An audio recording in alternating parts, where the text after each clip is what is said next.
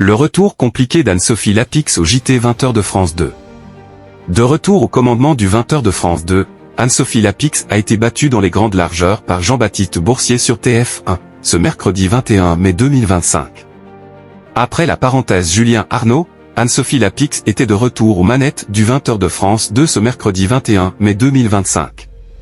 Le trafic de produits dopants, les tirs de sommation de l'armée israélienne sur des diplomates ou encore les inondations meurtrières dans le Var ont constitué les gros titres du soir. Dans le Var, 3 personnes ont perdu la vie après un épisode orageux. De nombreux habitants sont privés d'eau potable alors que la mairie organise la distribution de bouteilles d'eau minérale. Mélanie Tessier, directrice des exploitations de la région PACA, a fait un état des lieux. Nous avons identifié plus de 2000 abonnés qui n'ont pas accès à l'eau. Nous avons rétabli de l'eau partiellement et nous espérons avoir terminé les travaux de raccordement à la fin de la semaine. Des orages meurtriers. Le problème n'est pas tant l'inondation, c'est la boue. Il y a 30 cm de boue et on ne sait plus quoi faire, s'est désolée une habitante.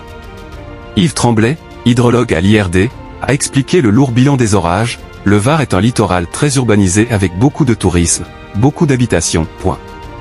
On est dans un contexte où on maximise la vulnérabilité dans ce type d'épisode.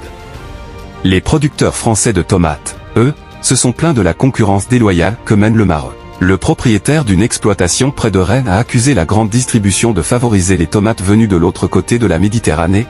La grande distribution sait que la production française est disponible, malgré ça elle ne nous passe pas commande et elle privilégie les tomates d'importation. Jean-Baptiste Boursier gâche le retour d'Anne-Sophie Lapix. Les producteurs de tomates ne sont pas les seuls à voir rouge. Anne-Sophie Lapix a manqué son retour avec 3,42 millions de Français entre 19h58 et 20h31, puis 3,27 millions pour le quart d'heure suivant, soit des parts de marché à hauteur de 19 et 17,4%.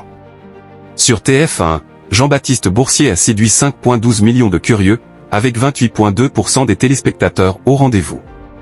Aussi, le 20h de France 2 a été surclassé par TF1 auprès des 25 à 49 ans, avec successivement 12 et 13,1% de cette cible mobilisée, contre 22,7% pour l'édition de Jean-Baptiste Boursier.